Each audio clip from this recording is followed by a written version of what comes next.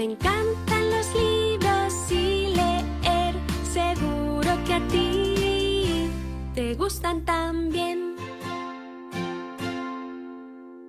Abre un libro, ponte a leer, pronto empezarás a entender cuántas historias por descubrir, para ti o para compartir.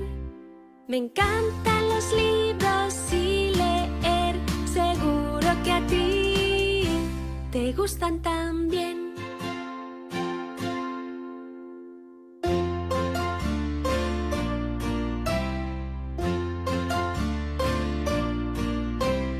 Ve a la biblioteca, ¡qué bien! O a la librería, también. Elige el que más te guste. Ahora sí, ¿cuántos libros hay para ti? Me encantan los libros y leer, seguro que a ti te gustan también.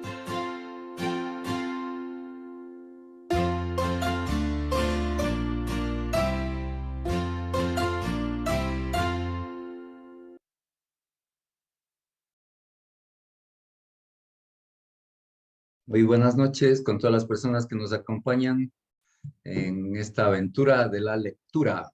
Hoy tenemos un invitado muy especial desde Colombia, Jesús Arturo Figueroa, profesional en teología, especialista en gerencia de programas y empresas sociales e investigador sociocultural. Estudios en ciencia de la educación, abogado, estudio de especialización en gestión y evaluación ambiental. Sacerdote retirado con ejercicio ministerial en lo social y solidario en comunidades urbanas y rurales. Amplia experiencia laboral en el campo de la sensibilización y autorreflexión para la convivencia pacífica en zonas de conflicto armado. Diseño y dirección de proyectos sociales de desarrollo comunitario, cultura solidaria y formación humana integral. Gerencia de empresas sociales, orientación del personal para el desempeño laboral de la empresa. Consultor, conferencista y asesor en derechos humanos, motivación empresarial, desarrollo humano. Crecimiento personal y formación en valores para la convivencia. Consejería espiritual para jóvenes y familias en alto riesgo. Consultor en gobernanza, coach transformacional, escritor y editor de libros de interés general. Docencia universitaria, conocimiento en los idiomas inglés, italiano, portugués, quichua, manejo de programas Windows, Office, operaciones en red, buenas relaciones interpersonales. Bienvenido, Jesús Arturo. Bueno, muchas gracias, Jaime. Hacía rato no teníamos esta posibilidad de encontrarnos. Jesús Arturo por varios martes nos ha acompañado y luego también ha hecho sus comentarios y ha participado. Recuerdo una ocasión que estábamos con Patricio Benavides y Patricio Guanopatín hablando. Ahí está Patricio. Saludos, Patricio. Adelante, saluda también. Bien, Jaime, muchísimas gracias siempre por la invitación. Jesús, realmente un gusto poder saludarte, verte en vivo y en directo, como suelen decir, pues, y que puedas compartir tus experiencias. Atento y después estaremos preguntándote. Qué alegría de verte y sobre todo de escucharte, porque ese acento, tú sabes que lo llevo en el alma. Adelante, te escuchamos. Estamos ansiosos y gustosos de escucharte. Saludamos a las personas que están conectadas aquí por el Zoom también. Angie, Esther, Gustavo, Olguita. Eso. Y también las personas que por el Facebook estamos transmitiendo en vivo.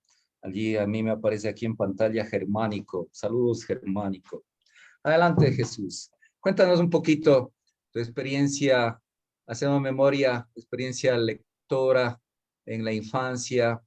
¿Qué recuerdos tienes allí? Pues los primeros libros que te engancharon o las primeras historias que te contaron, que te narraron.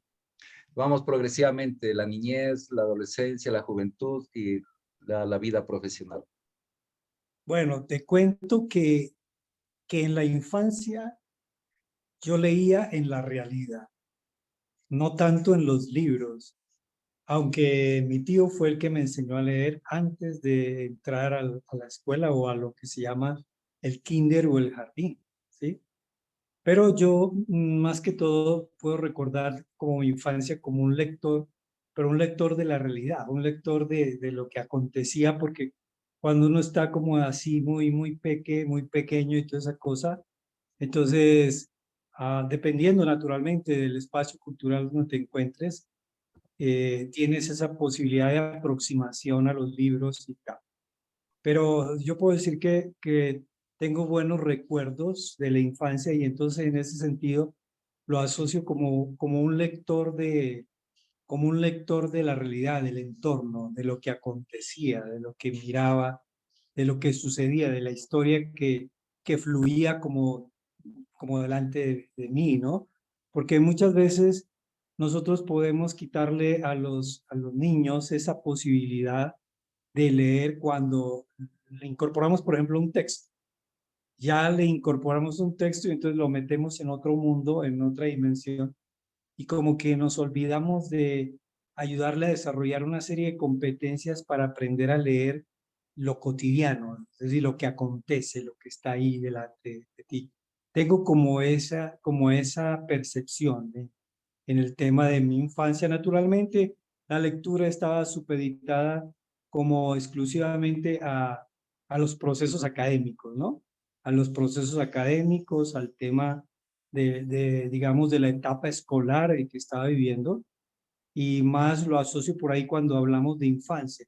Ya despuésito, más adelante, sí ya viene una decisión personal por agarrar los libros. Y le cuento que una de las anécdotas que tengo es que mi vicio, mi vicio era precisamente los libros. Cuando llegaba un tío o un familiar y te daba algo de dinero, yo lo iba guardando, lo iba acumulando y después lo destrozaba entrando a una librería. Y yo tengo, por ejemplo, yo tengo libros, o sea, un libro, conservo un libro de más de 40 años, Qué ¿no? bien. Sí. Entonces esa era como mi pasión, yo no sé, era entrar y gastarme la plata en los libros.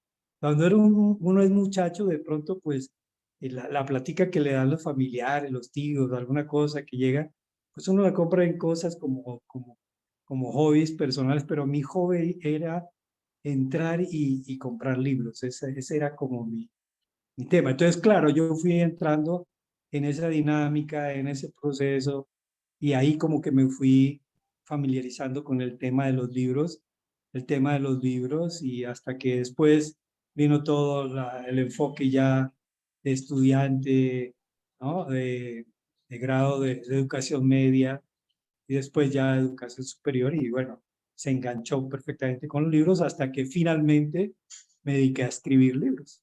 Qué bien. Más adelante conversamos la etapa de transición de lector a escritor.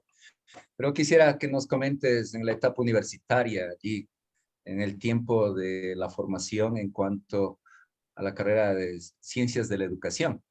Teníamos que leer muchos los libros de allí, la recomendación, pero también el gusto y la pasión por leer a los autores directamente. Sí, cuéntanos un poquito de esa experiencia de Eso lectura. es interesante y bueno, ahí nos encontramos, tu historia, mi historia, y por ahí nos encontramos la historia de Patricio. Ahí nos encontramos y fue algo muy interesante el tema de la formación de ciencia de educación, pero sobre todo inicialmente el tema de filosofía, ¿no? El tema de la filosofía, de cómo entrar en esa dimensión de lo que otros habían pensado sobre, digamos, los temas fundamentales del ser humano, ¿no?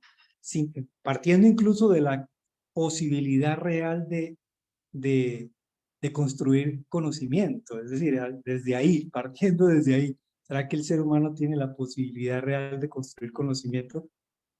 Entonces todo el viaje por el tema de la filosofía, ¿no? Así fue un proceso muy interesante.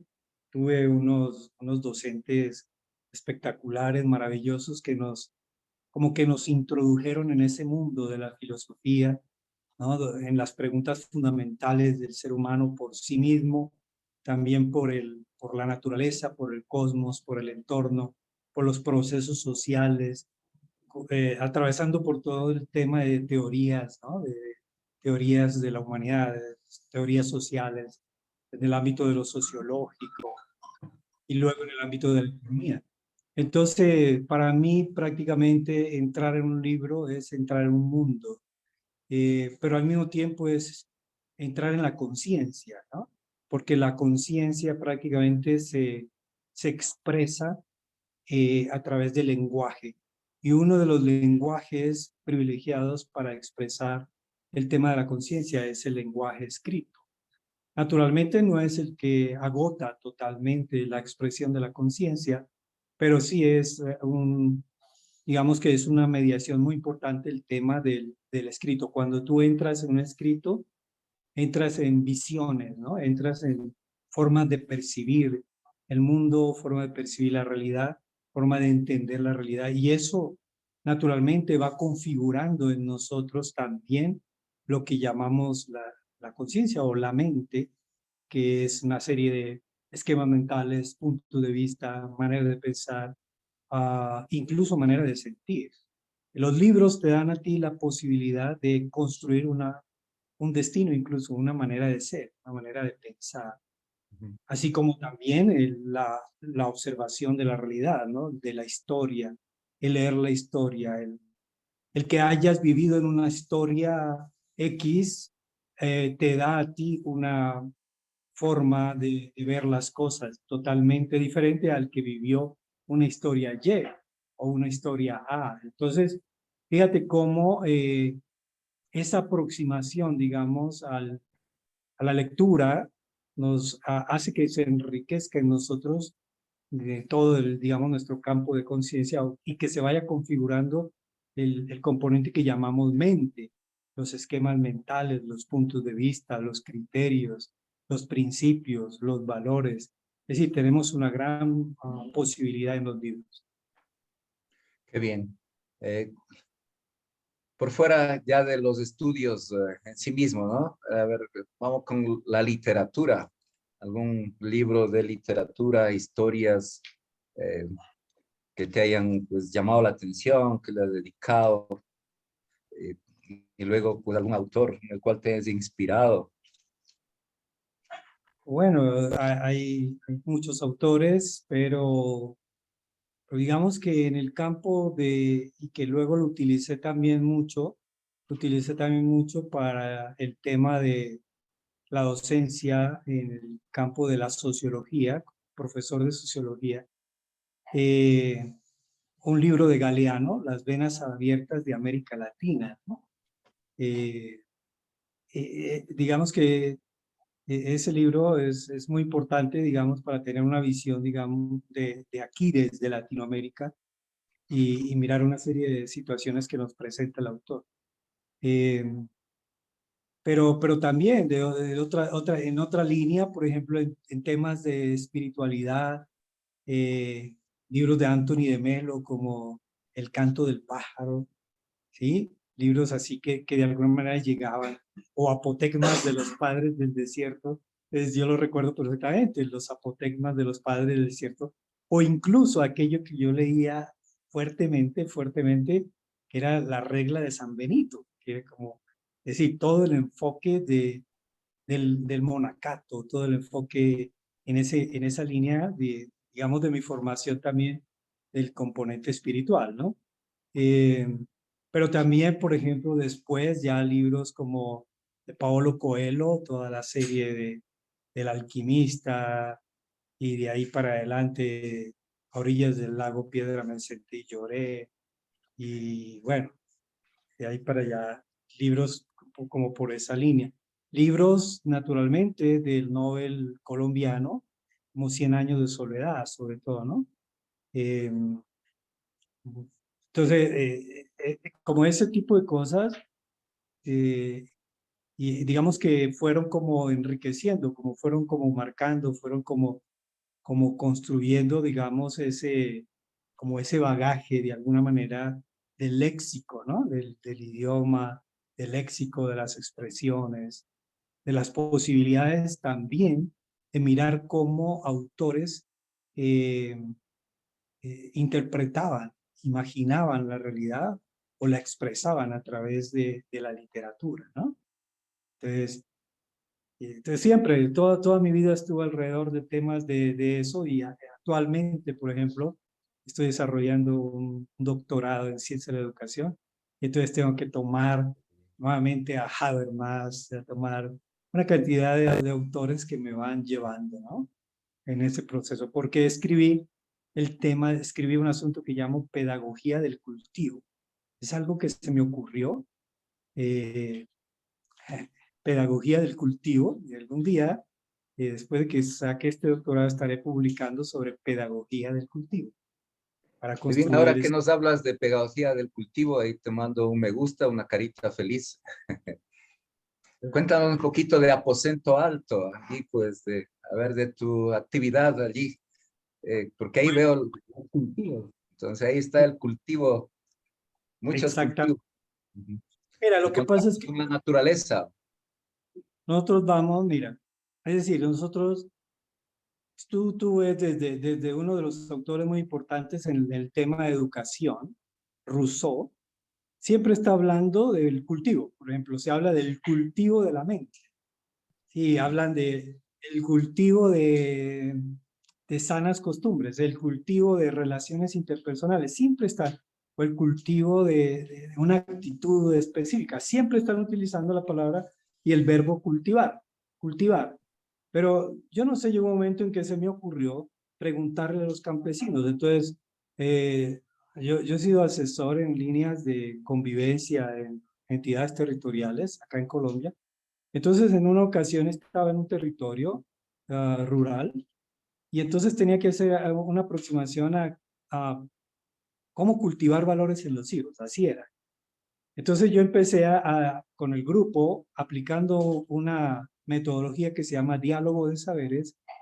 Empecé a dialogar con ellos desde el saber de ellos, desde el saber del campo, del agro, del cultivo. Y entonces les dije, ustedes cuando van a cultivar algo, hagamos como un ejercicio de qué elementos incorporan. Y entonces empezaron a decir, pues la tierra, necesitamos primero preparar la tierra y demás, identificar la semilla y después sembrar la semilla y después la semilla, pues darle una serie de abonos. Tercero, cuarto, después manejar el tema de las malezas. Después llega un tiempo de la floración y finalmente llega la cosecha y por último la celebración. Entonces yo ahí encontré una ruta muy interesante, toda una epistemología, es decir, cómo se produce conocimiento desde la observación de la realidad, ¿sí? Desde la aproximación a la realidad. Es una epistemología muy de la observación de lo que acontece delante de nosotros. Y de ahí nace esta bendita pedagogía del cultivo. Entonces dije, ¿cuál es el terreno? El terreno es el ser humano, el terreno es la conciencia. El terreno son los hijos donde los padres vamos a sembrar. ¿Y qué sembramos? Semillas. ¿Y qué son las semillas? Los valores. Y empiezo yo a preguntarle a ellos, ¿qué frutos quieren tener ustedes en sus hijos? Que corresponde a las semillas que deben sembrar. Entonces ellos fueron identificando cuál es la principal semilla que a usted le gustaría sembrar. Y esto es una metodología que tú la llevas a cualquier terreno, a cualquier plano, y con ellos construyes de acuerdo al modelo o al diseño o al perfil de ser humano que ellos quieran construir o que quieran diseñar, ¿ves? Entonces, esto ayudó muchísimo a dinamizar escuelas para padres, por ejemplo, desde la pedagogía del cultivo. Porque era un lenguaje muy sencillo. Entonces le decía, ¿qué fruto quieres obtener? El uno decía, por ejemplo, responsabilidad, que sean responsables, ¿sí? El otro decía, y así iba, ¿no? Honestidad, y así por el estilo, cada sector puede ir identificando. Y yo les decía, pues, que eso corresponde a la semilla, que el padre de familia, para poder tener el fruto de la responsabilidad, tiene que sembrar la semilla de la responsabilidad. Es la pedagogía del cultivo. Cuando hago estas conferencias con los padres, con los profesores, yo les pregunto, les digo, bueno, ¿qué texto utilizan ustedes para enseñar valores? Uno me dice, textos de Santillana. Otro me dice, textos de Norma. Esto, las editoriales. Todas las editoriales. Libro tal, libro tal. Entonces yo digo, mira, según la pedagogía del cultivo, ustedes son los textos donde los estudiantes tienen que leer los valores que ustedes quieren sembrar. Entonces ya implica otro componente más importante donde involucramos la vida misma, es decir, cómo nosotros nos convertimos en sembradores. Luego viene un capítulo muy importante sobre el tema de las malezas, porque todo buen cultivo tiene maleza. Entonces yo lanzaba la pregunta, ¿cuál creen que es la principal maleza del cultivo de sus hijos? El 99.9% me respondían, las malas compañías. Y yo les decía, ¿y ustedes no consideran que su hijo es mala compañía para otros? Nunca los padres consideran que sus hijos son mala compañía para los demás, ¿sí? Y así también fui diseñando como cuáles son las principales malezas en el cultivo de valores. Y luego les hablaba sobre el tema de los abonos. Les decía, bueno, ¿cuáles son los principales abonos en el cultivo de valores de sus hijos? Y claro, ellos empezaban a decir todo y demás. Pero yo les pregunto ahorita, como para interactuar, ¿cuál creen ustedes que es el principal abono? ¿Cuál cree que es el principal abono en el cultivo de valores en los hijos? ¿Quién responde? Muy bien, ahí mandamos un me gusta, una carita feliz, un me encanta. E invitamos a participar. Por favor, activar su micrófono, su camarita y responder la pregunta. Allí Angie nos dice amor. Bueno, dejémoslo ahí. ¿Cree que el principal abono es el amor? Bueno, ¿alguien más que opine? Yo plantearía la responsabilidad. Mi estimado Patricio, el principal abono, ¿tú crees que es la responsabilidad? ¿Alguien más que quiera opinar?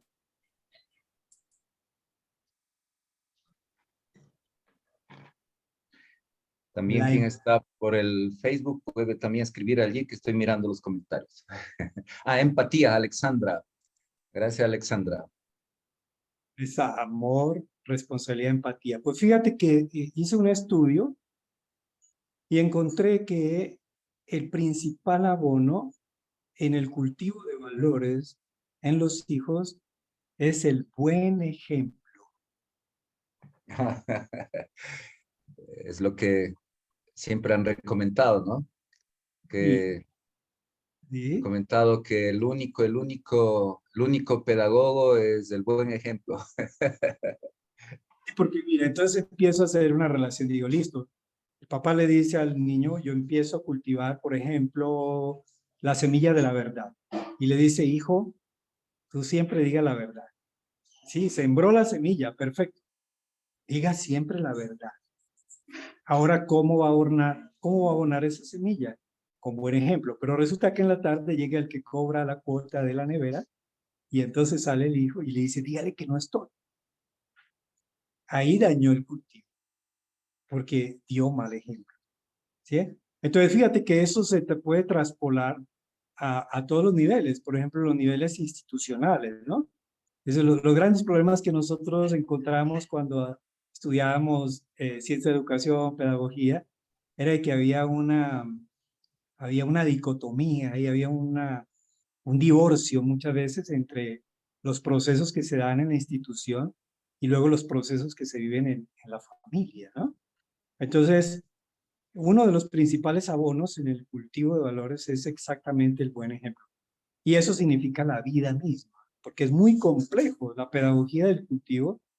O sea, es muy compleja el asunto, porque es fácil de pronto enviar al hijo a una institución para que allá le den formación y demás, que sí, se da formación de carácter académica y demás, pero la formación del alma o la formación de la identidad, la formación interna de los principios, de los valores, de ese tipo de cosas, eso, digamos, es resorte y es responsabilidad, por eso toco ahí el tema de la responsabilidad de Patricio, de responsabilidad de nosotros.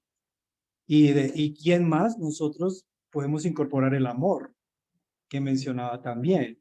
Entonces, el ejemplo debe estar alimentado por responsabilidad, por amor y naturalmente por empatía.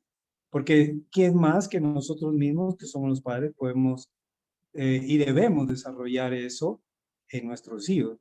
Entonces, es una pedagogía muy interesante, es un lenguaje muy interesante que brota de una epistemología, como decía, de la observación de los procesos que acontecen del cultivo de la tierra. ¿Eh? Aquí una pregunta. Si nos explicas, Jesús Arturo, el significado de epistemología, parece un trabalenguas. Ya, el tema de la epistemología es digamos, el enfoque, la ciencia en el campo de la filosofía, pero también del método científico, que significa cómo producir conocimiento. Episteme, es decir, cómo producir, cómo sacar, cómo producir conocimiento, ¿sí? Entonces, por ejemplo, nosotros tenemos los diferentes métodos y vamos al método de Descartes, el método científico, entonces ahí vamos a otro tipo de métodos, encontramos. Hay un autor muy importante que se llama Boaventura de Sousa Santos. Él tiene varios libros importantes, uno de ellos se llama La caída del Angelus Novus. Hay otro libro importante que se llama Las pedagogías del sur, ¿sí? Y ahí en las pedagogías del sur, él dice, nosotros tenemos que pasar de esa pedagogía que nos llega de Occidente a construir nuestras propias epistemologías. De la epistemología de Occidente, de cómo construir conocimiento, tenemos que pasar a nuestras propias epistemologías, de cómo nosotros producimos conocimiento. Y el último informe de la UNESCO, me parece que es del 21, ese informe nos está hablando cómo reimaginar nuestros futuros, creo que habla del tema. Y dice que para reimaginar nuestros futuros tenemos que hacerlo desde lo local y de manera democrática. Entonces, cuando habla desde lo local, yo conecto inmediatamente y digo, en lo local, en el escenario, en el territorio, en la cultura, en el espacio donde vivimos, hay unas formas específicas de construir conocimiento. Es decir, hay unas epistemologías de lo local, ¿sí? El mismo autor habla de unos episteminicidios, algo así, de cómo Occidente mata la manera de construir conocimiento del sur, digamos así, ¿no? Por eso él habla de que la epistemología del sur tiene que ser una epistemología emancipatoria y va por la línea de Freire y esos autores. Palabras más sencillas, yo me quedé en lo mismo. Epistemología, está complicado. A ver si Patricio nos ayuda.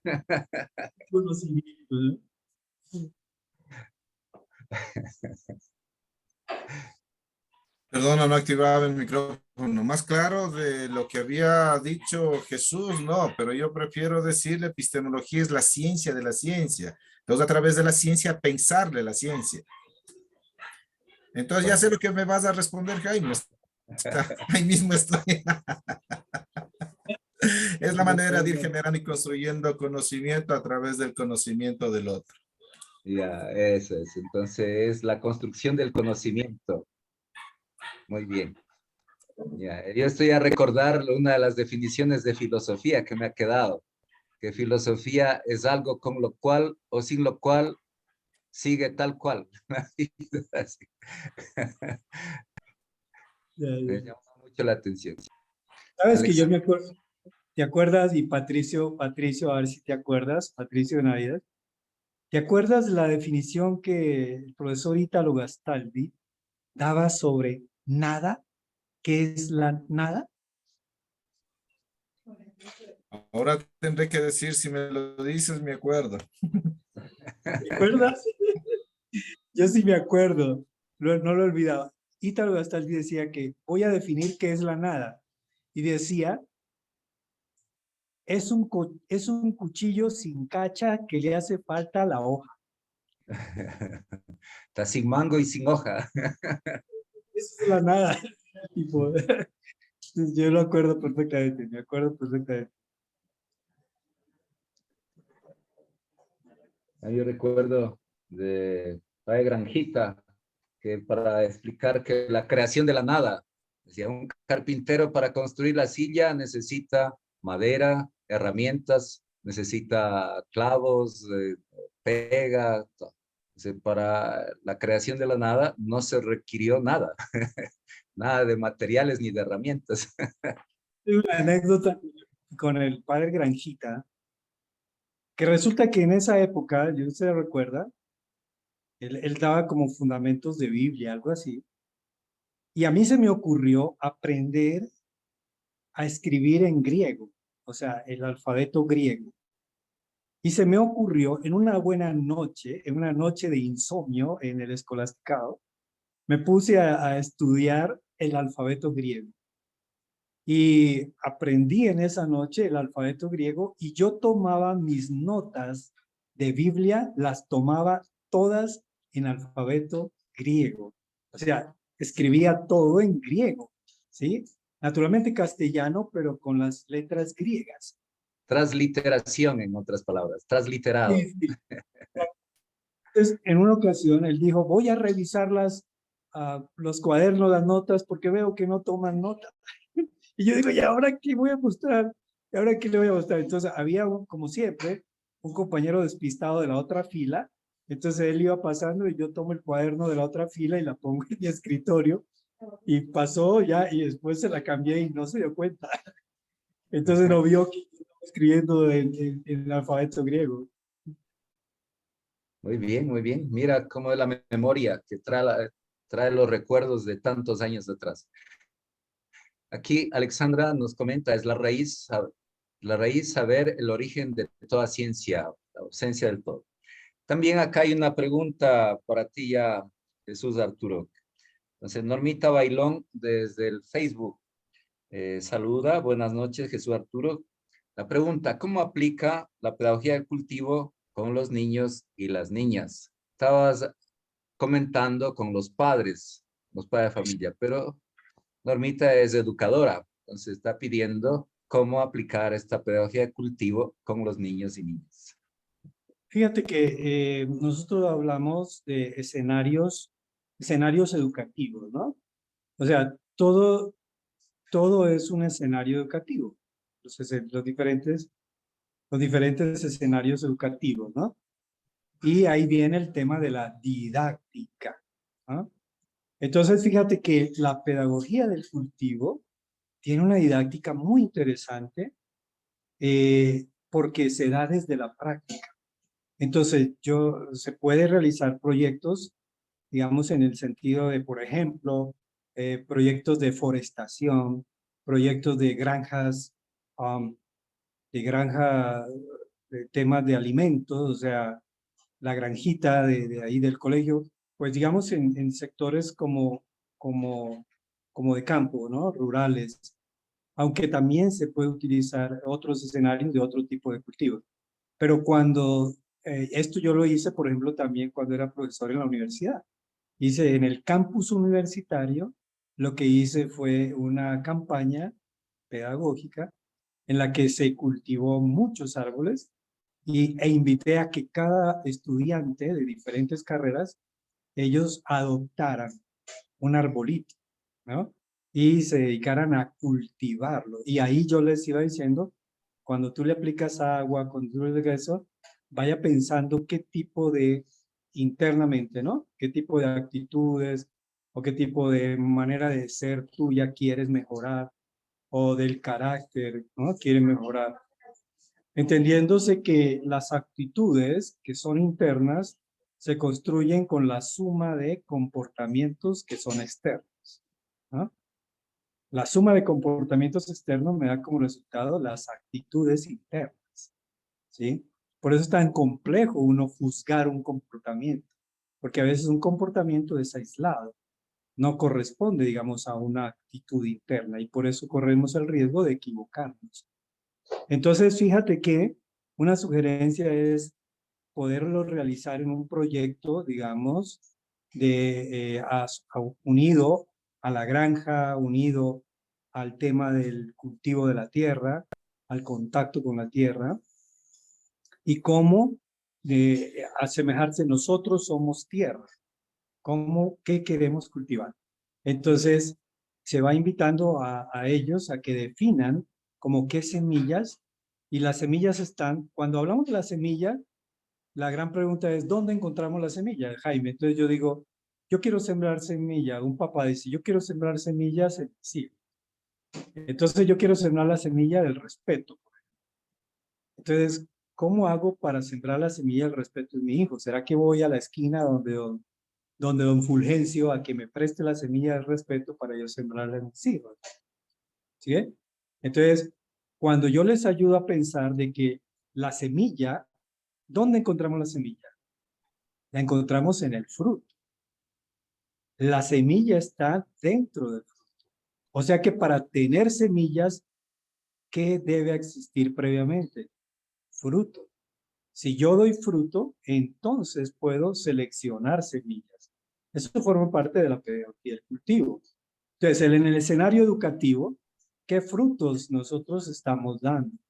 Y ahí vamos a identificar una serie de semillas, ¿no? Porque pueden ser semillas semillas de malezas o semillas que den un fruto que naturalmente nosotros podamos experimentar una vida totalmente diferente. O sea, en el tema del carácter, en el tema de la formación de la manera de ser.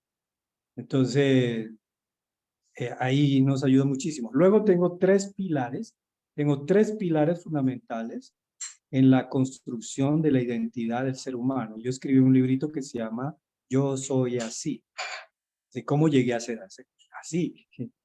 Entonces, fundamentalmente pongo tres pilares, que es la capacidad para entender, la capacidad para decidir y la capacidad para hacer. Y esos tres pilares incorporan tres grandes componentes antropológicos. ¿Cuáles? Que es la conciencia, la libertad y la voluntad.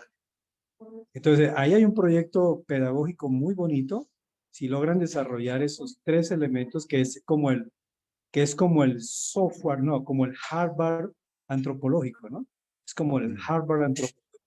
Capacidad para entender, capacidad para decidir y capacidad para hacer. Lo encuentras desde el vientre. El bebé desde el vientre tiene capacidad para entender, que es muy pequeña, que está muy ligada solamente como a temperatura, como a vibraciones, ¿sí? Ya siente, el papá le toca el vientre a la mamá y el niño le da la patadita y dice, me identificó, ¿sí?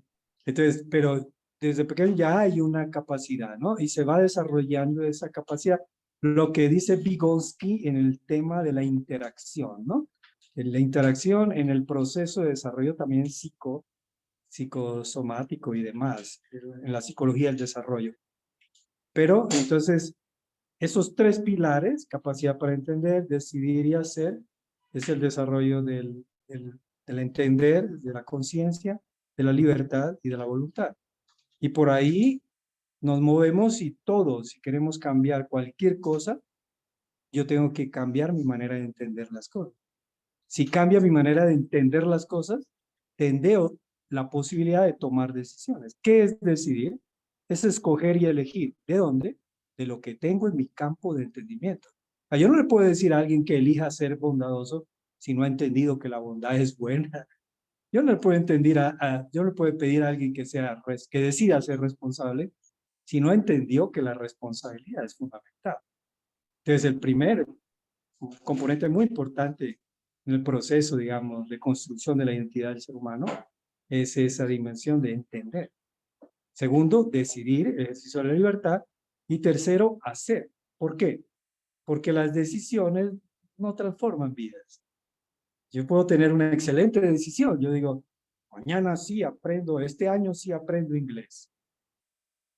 Pero compro el libro, me quedo una semana, 2, 3, 4 y después lo olvido.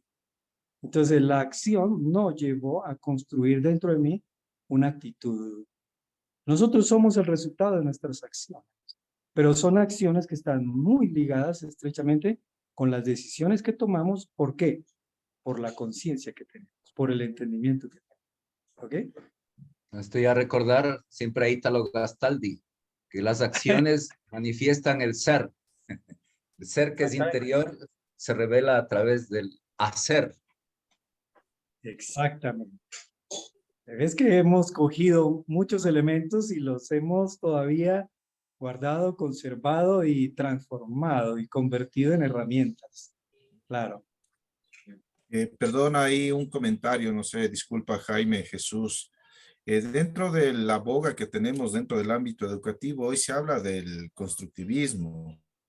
Y dentro del constructivismo hablamos de lo cognitivo, lo procedimental y lo actitudinal para formar a la persona. Y obviamente, pues dentro del sistema educativo siempre estamos privilegiando la parte cognitiva, o sea, el saber. Pero obviamente, pues esta Episteme. deconstrucción que tú haces del planteamiento nos llevaría a hacer un planteamiento de una manera diferente, ¿no? Bajo esta cuestión del entender, decidir, hacer, la conciencia, la libertad y obviamente la voluntad, digo, entonces esto implicaría que la actitud debería ser lo primero, ¿sí? La actitud te lleva a mejorar tu hacer. La actitud, construir tu parte cognitiva, el conocimiento propiamente dicho, ¿no? Entonces, si le damos la vuelta al proceso educativo, no de la parte cognitiva, sino primero la parte actitudinal, creo que lograríamos un cambio significativo. No sé cómo lo veas. Pues fíjate que en el camino que he hecho, mi estimado Patricio, mira, uno empieza a preguntarse, ¿no? Yo quiero construir actitudes. Porque es decir, está bien el planteamiento que tú haces, sin embargo, empiezo a preguntarme, ¿yo cómo construyo una actitud? ¿Sí ve? Digamos que la actitud propiamente no sería el punto de partida, sino un punto de partida sí es un proceso, digamos, llamémoslo un proceso de conciencia, un proceso intelectivo, es decir, un proceso de entendimiento. Es un proceso de abrir los ojos. Entendí. ¿Se acuerda cuando la viejita, la chica, la niña dice, mi mamita me abrió los ojos? Eso significa, me hizo entender. O sea, entendí. El ser humano, digamos, lo privilegiado, lo fundamental del ser humano, y solamente los procesos, digamos, se parten de ahí. Solamente cuando se entiende es cuando se pueden asimilar, integrar y transformar. O sea, cuando se da el proceso de intelectivo, es decir, y entendí. Ya, ¿entendiste? Sí, ahora pasa ese entendimiento al nivel de la libertad. O sea, decide por él. Porque yo puedo entender, pero lo puedo dejar de lado. Entonces, ahí incorporo el componente de la libertad. ¿Entendiste el asunto? Oye, ¿entendió esta cosa? Sí, entendí. ¿Ves? Entonces ya, lo entendiste. Ahora pasemos al componente de la libertad. El ejercicio de la libertad, la decisión, elegir o escoger. Y de ahí pasemos ya como un acto libre. Entonces, fíjate que ya entro en la dimensión de la autonomía, que no está en la autonomía. Y yo tengo otra propuesta. Yo hablo de la neumonomía. Me disculpan, la neumonomía, que es más allá, digamos, de la autonomía, porque es que todo ser humano es autónomo. Realmente todo ser humano es autónomo, naturalmente, dependiendo de los condicionamientos culturales, el entorno de la familia. Hablar de autonomía es muy complejo, ¿sí? Hablar de autonomía es muy complejo. Pero entonces cuando Lo, tenemos... lo dejamos para un siguiente diálogo para hablar de la autonomía del ser humano. complejo el tema de hablar de autonomía. Sin embargo, cuando ya empieza el ser, o sea, si el ser humano empezó a entender algo, ya tiene la capacidad de escogerlo. Entonces yo hago esta, ¿cómo se dice? Yo hago esta comparación. La conciencia es, y me perdonan los pedagogos con lo que voy a decir, pero la conciencia, yo le digo, la conciencia es como un recipiente, digamos. No es un recipiente, ya lo sabemos nosotros, pero es como un recipiente, la conciencia, que lo que tú incorpores ahí, solamente lo que incorpores dentro de ese recipiente, y ahí ya podemos hablar que se incorpora por diferentes vías, por vía de educación, formación en la familia, por vía de experiencia, por vía de intelección, de procesos racionales, por mil cantidad de vías podemos ir incorporando elementos, para decir elementos, para decir mente facto, mejor, en nuestra conciencia, que luego la libertad va a seleccionar, va a agarrar solamente lo que está ahí. Lo que yo le decía ahora, o sea, yo no puedo pedirle a alguien que escoja, por ejemplo, ser honesto si no incorporo en su campo de conciencia la honestidad. ¿Ve? Entonces, de ahí para pasar a construir una actitud, necesito de, Patricio, necesito de la acción, o sea, de la acción primera, pero una acción, mira qué característica tiene esa acción. Una acción que es repetitiva, continua y habitual. Cuando una acción es repetitiva, continua y habitual, eso me da como resultado hábitos. ¿Sí ve? Entonces, cuando ya digamos, una manera de ser de manera continua, permanente y habitual, eso me da como resultado, a la larga, una actitud interna. Y eso da Entonces, como resultado la virtud, porque me viene a la memoria que hablas de las definiciones. ¿Qué es virtud? Es obrar el bien con libertad de manera habitual. bueno, ahí está, ¿viste? Ahí está. Y en todo sentido, y en todo. Entonces, Antes ¿qué de pasa? continuar, allí hay un comentario aquí que no quiero dejar pasar aquí en el Zoom. Alexandra, ¿cómo ayudar a construir su identidad y no perder su esencia? Entiendo en la juventud, ¿no? Si no sabe Bueno, aún cómo hacerlo en la juventud, y puede ser por varios factores, como un mal amor o erróneo, y eso lo ciega, punto de interrogación. ¿Cómo forjar la voluntad y actitud para saber qué hacer? Entonces está el conocimiento, la voluntad y el hacer. fíjate que hay una cosa, yo escribí otro librito que se llama 7 estrategias de crecimiento personal. Y en ese librito yo empieza todo el libro de esta manera. Es decir, si no soy feliz con el estilo de vida que llevo, estoy llamado a generar un proceso de cambio.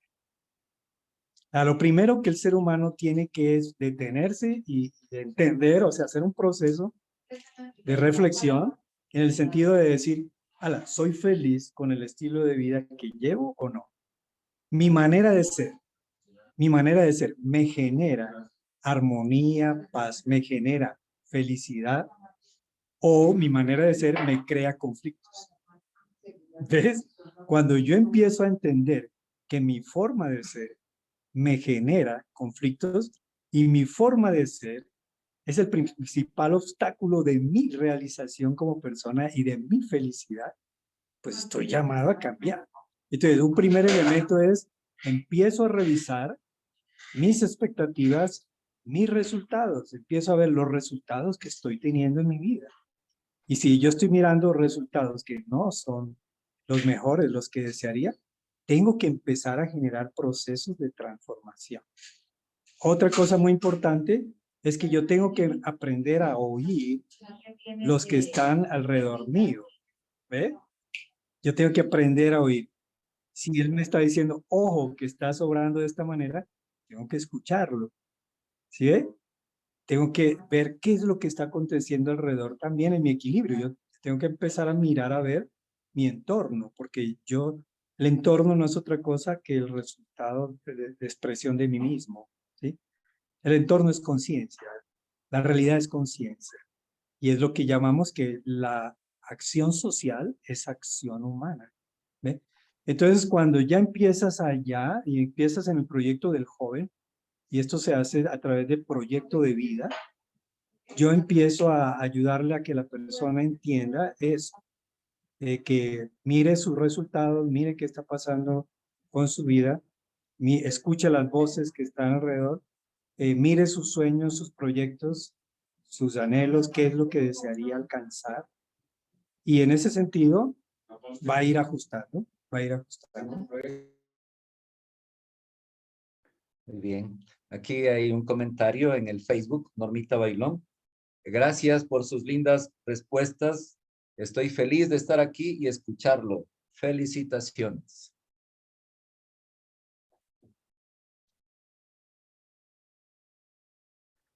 Muy bien. Hay que entregarle un corazoncito a él. Claro, aquí un corazoncito. Un Esto solamente lo hace posible unicornio multicolor. Gracias, gracias por unicornio multicolor. Aprovechamos para mandar los saludos también a Pita Plus, que nos envía allí té de pitahaya para poder degustarlo. Té de pitahaya, que es el cultivo. Ahí está. Entonces, ya para ir cerrando este encuentro, este diálogo que da para, ojalá Jesús pues nos regales también otros, más adelante otros diálogos. Ya me anoté ahí de la autonomía, que este es uno de los temas cruciales del ser humano. Somos autónomos, no somos autónomos, somos libres, no somos libres. ¿Cómo educar para la libertad?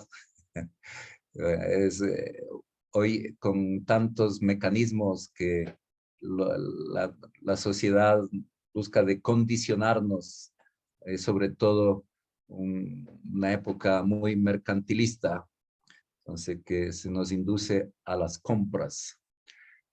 Uno de los tantos. Bien, yo estaba, salió el tema del cultivo porque te preguntaba de Aposento Alto. Cuéntanos un poquito de lo que haces, lo que tienes allí en Aposento Alto. Bueno, el aposento alto fue un sueño, naturalmente, por allá en el año 2000, más o menos en el año 2004. Yo regreso de Estados Unidos en el año 2001 a Colombia y genero unos procesos acá y empiezo una dinámica, bueno. Y en el año 2004 yo adquiero un predio en la cima de la montaña. Digamos que yo estoy estaba en una ciudad 220 metros sobre el nivel del mar, ¿sí? Y la cima de la montaña está a 938 metros sobre el nivel del mar. Y ahí empiezo toda una dinámica en el tema del cultivo, en el tema de la tierra, y bueno, diseño un lugar, ¿no?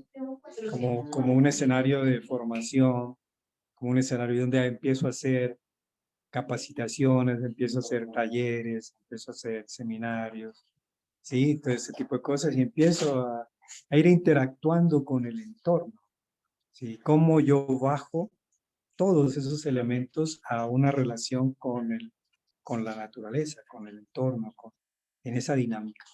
Y ahí me va surgiendo toda una epistemología que me va dando todo esto. Luego me dedico a cultivo de hidropónicos y demás.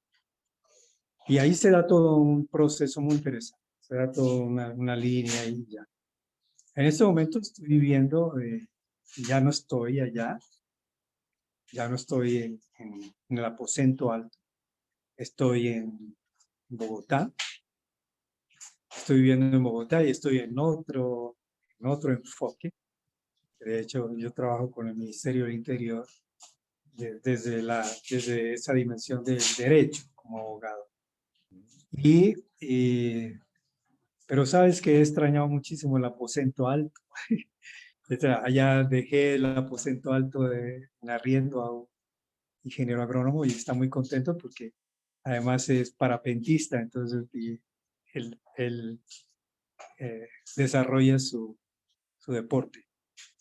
Qué bien, Entonces, entonces el mejor de los augurios para esta nueva etapa en la abogacía. Todo va cambiando y va también innovando. Muy bien, entonces sí. vamos. Reiteramos el agradecimiento, la gratitud. Un abrazo fuerte de Ecuador para Colombia, entonces a Bogotá. Y allí también a todas las personas que nos acompañan. Entonces Esther comenta aquí. Esther Gaibor, estoy muy atenta a su charla. La escucharemos nuevamente, con mi esposo y compañeras, la grabación que queda en el Facebook. Muy bien, gracias Esther. Saludos allí a toda la familia. Entonces, pues reiterando la gratitud y el agradecimiento y luego pues la invitación a que continuemos más adelante con otros encuentros que van a alimentar nuestro conocimiento de la realidad, de sí mismo y luego el entorno. Muy bien, gracias. Vamos a concluir con la publicidad final. Adelante. Luego nos despedimos.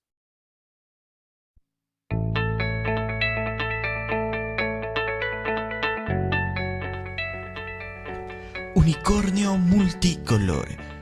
Se dedica a la promoción de lectura y talleres de lectura. Promueve al lector a continuar enganchado con el mágico mundo que los libros nos ofrecen. Unicornio Multicolor.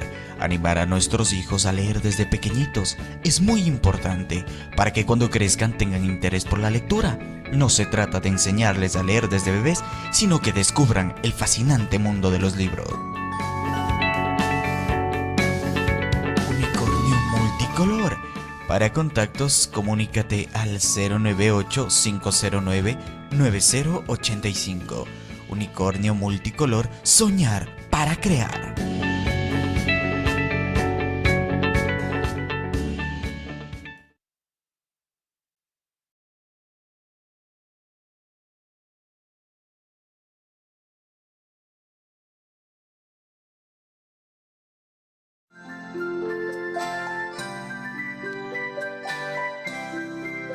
Y colorín colorado, este cuento se ha acabado. Otro día volveremos con historias para ti. Y colorín colorado, este cuento se ha acabado. Otro día volveremos con historias para ti.